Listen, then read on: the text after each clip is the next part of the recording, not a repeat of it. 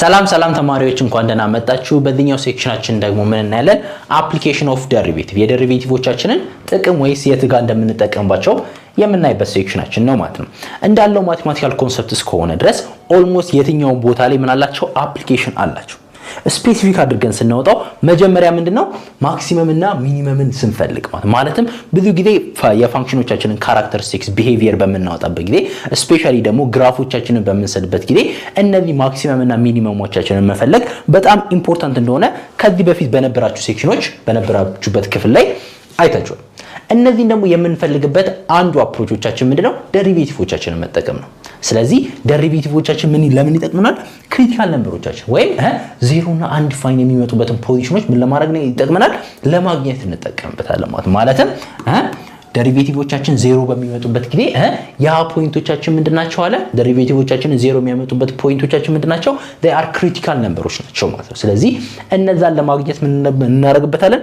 እንጠቀምበታለን። ሌላ ደግሞ ምንድነው? ፈርስት ዴሪቬቲቭ ቴስት ነው ይባላል።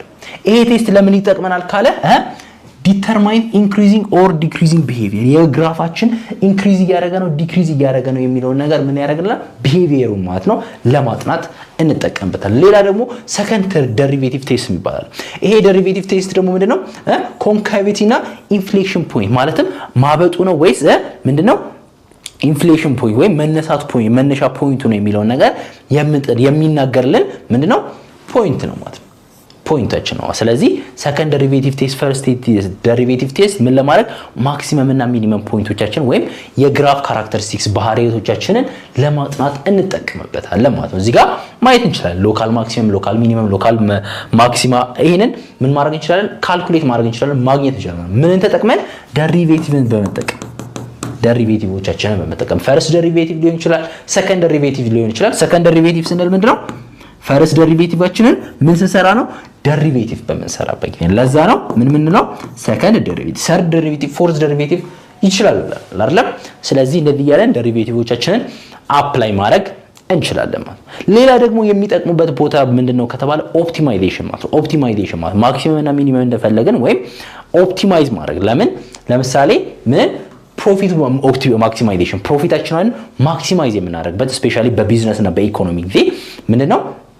በኢኮኖሚክስ ትምህርት ፕሮፊት ማክሲማይዜሽን በብላችሁ በመሰጡበት ጊዜ ምንድነው? ፕሮፊታችንን ማክሲማይዝ የምናደርግበት ምንድነው? ፎርሙላ ነው አይደል? ይሄን ፎርሙላ አፕላይ የምናደርገው ምንን በመጠቀም ነው? ቼንጅ ኦፍ ሬት ወይም ምንን በመጠቀም ነው? ዴሪቬቲቭን በመጠቀም ነው ማለት። ሌላ ደግሞ አፕሊኬሽናችን ምንድነው ካለን ሬቨኒው ማክሲማይዜሽን ማለትም ገቢያችንን ምን እናደርግበት ነው? ማክሲማይዜሽን። እዛ ጋር ምንድነው? ፕሮፊት ብቻ ነው ማለትም ኔት ፕሮፊቶችን ማለት ጥርት ያለ ትርፋችንን ስናወጣ ነው። እዚህ ጋር ደግሞ ሬቨኒውን ምን በመናደርግበት ጊዜ ማክሲማይዝ ለማድረግ በመሞከርበት ጊዜ ይሄን ፎርሙላ በመጠቀም ምን ማድረግ እንችላለን? ማክሲማይዝ ማድረግ እንችላለን። አሁንም ይሄ ምንድነው? የዴሪቬቲቮቻችን ምንድናቸው? የዴሪቬቲቮቻችን አፕሊኬሽን። በፊዚክስ እና ኢንጂነሪንግ ጊዜ በመንመጣበት ጊዜ ደግሞ ምን ለማድረግ ነው? በቃ ኦልሞስት ቼንጅ ያለበት ፖዚሽን እንዳለ ምን ማድረግ አለብን? ምን አለ? ኦልሞስት ዴሪቬቲቭ አለ። ለምሳሌ ቬሎሲቲ እንዴት ነበር የተማርነው? ቬሎሲቲ is equal to change in distance over change in time አይደለም? ይሄ ምን ማለት ነው? the derivative of ወይም the change of distance አይደለም? የዲስታንሳችን change with respect to ምንድነው? with respect to ምንድነው? time ነው። ይሄ ምን በሚኖርበት instantaneous change በሚኖርበት ጊዜ ምን እንጠቀማለን? ዴሪቬቲቮቻችንን እንጠቀማለን ማለት ነው። ስለዚህ ምንድነው? d by dt of s ማለት ምንድነው?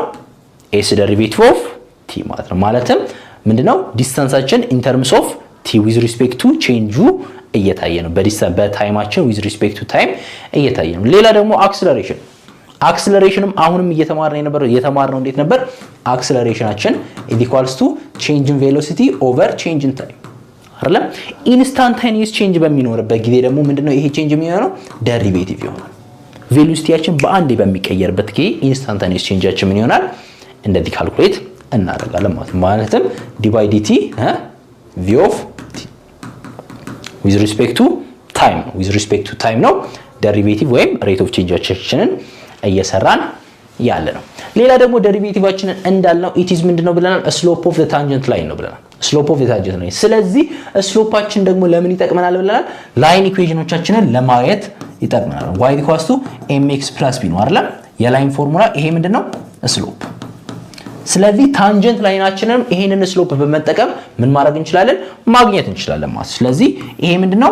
ፖይንት ስሎፕ ፎርም ነው አይደል? ታንጀንታችን ይሄኛው ፎርም ማለት የላይናችን ፖይንትንና ስሎፕን በመጠቀም ሪፕሬዘንት የምናደርግበት ፎርሙላ አይነት ነው።